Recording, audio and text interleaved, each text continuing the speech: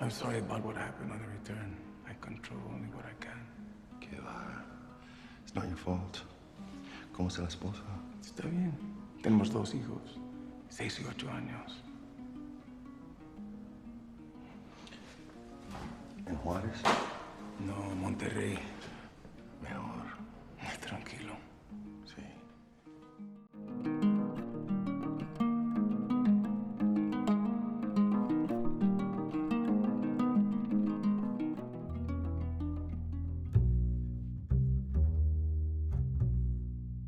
Dialogue is one of the most powerful tools in storytelling.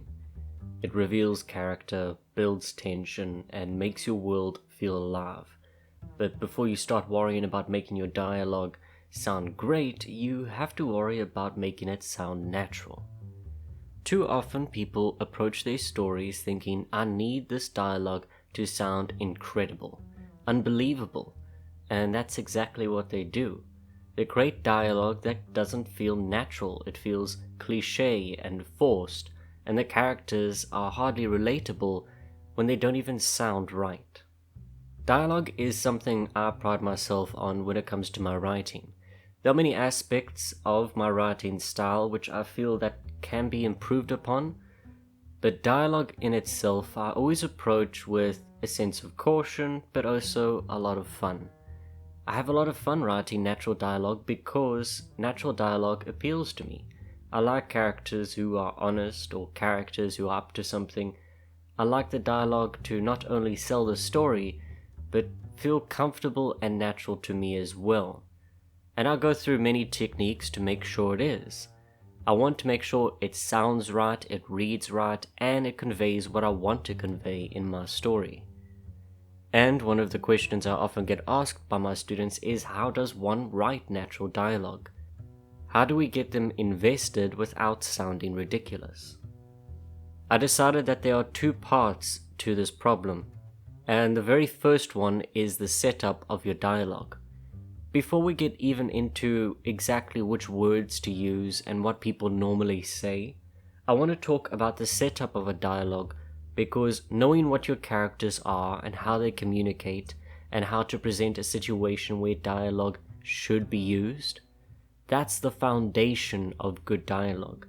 Your dialogue can sound great, but if it isn't in the right setup, it will come off as unnecessary or hollow or just plain boring.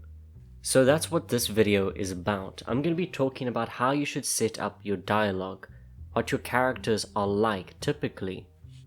And the very first point I need to talk about is their motivation.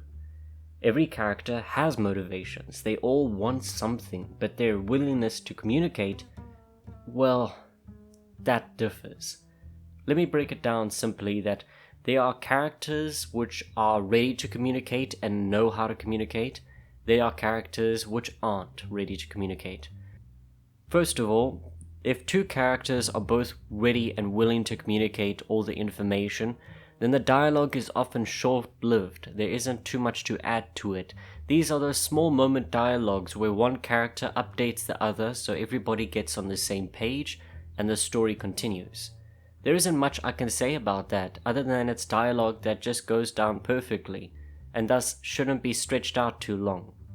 But more commonly, you'll struggle with dialogue where one character's motivation for the dialogue isn't as great as the others. Let's say that one character wants to keep certain information to themselves, and in essence it can create trouble later in the story or trouble with that character. And you have seen this in almost any form of media, in books, TV shows, and movies. Typically these are the dialogues that result in some frustrating confusion or important information going amiss, or some great twist later being revealed. If only it had been mentioned a lot sooner, a lot of problems would probably be solved. Of course, if this wasn't the case, then there wouldn't really be much of a story. If every character communicated perfectly, then the problems could be tackled head on. And that can be interesting in its own way, but it's often more realistic or down to earth just to say one character isn't all there. These are the dialogues between the detective and the suspect which dodges these questions. the open extroverted character and the introverted character. It could be the character who wants to solve a problem and a character who doesn't want to talk about the problem. Now, in understanding this dialogue dynamic, it's also important to note that the character which doesn't communicate and thus keeps information to themselves comes off as an unlikable character. These are the characters who are either too selfish or too cowardly or confused and simply don't know how to communicate their issues. As a result, more problems typically arise, and the reader, being the reader, knows a lot more about what is going on and will then see that character as a problem, a troubled child in the story. And that brings us to one of the most important traps that a lot of writers are falling into, especially if they want to write an edgier story. For example, let's say the protagonist is mostly closed off. The other characters want to deal with problems and progress the story, but the main character themselves, they are keeping information. Either they are too shy, or they're a bit self-destructive in some way, whatever the reason may be, they are holding back the process of growth. And that is going to come off eventually as immature and frustrating for the reader. And that's not the emotions you want your reader to feel about your protagonist. Typically, you want your protagonist, more often than not, to be open and communicative about the issues. You want them to be active in solving problems, not creating them or letting them fester. And like I said, this open communication comes off as a positive trait for a character. It's a character who's mature, who's open, who's willing to take things to the next level, to improve. While the character who does not have that mindset, they will come off as unlikable for the reverse of those reasons. Now you see, by establishing these dynamics in your dialogue, you'll have an easier time writing them before you've even put down a single word of dialogue. You know right away, before getting into a dialogue between two open characters who have nothing to hide, that the dialogue is going to be short and simple.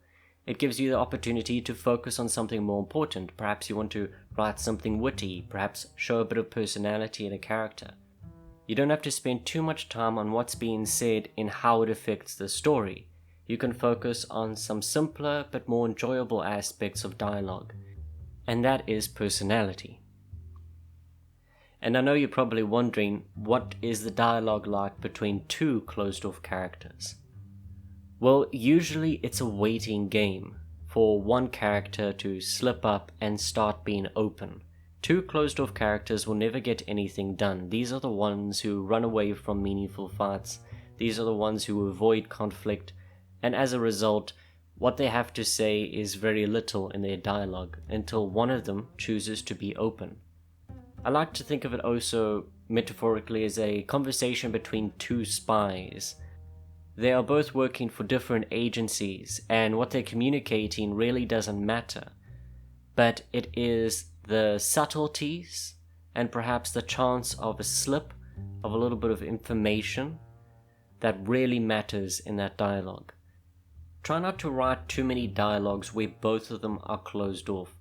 Often this can be just as uninteresting as the dialogues where two characters are open with each other, because very little is being said, and rather it just shows the mentality of the character at the time, rather than the personality or any important plot points. The second point I'd like to make in the setup of your dialogue is the situation that your characters are in.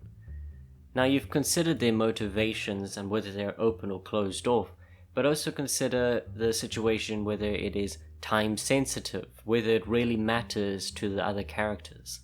Sometimes an interaction doesn't provide much of anything simply because the situation doesn't call for it. I like these dialogues a lot in writing because they are the best ways to create tension in the reader themselves. You want the reader to feel tense in situations where it feels like there are stakes at play. These are the situations where a politician or billionaire is sacrificing all that they've earned to do the right thing. These are the situations where two characters will never meet again, so there is only one chance left for one of them to reveal their true feelings. It is the dialogue that decides whether someone will turn into a villain or a villain will turn into a hero.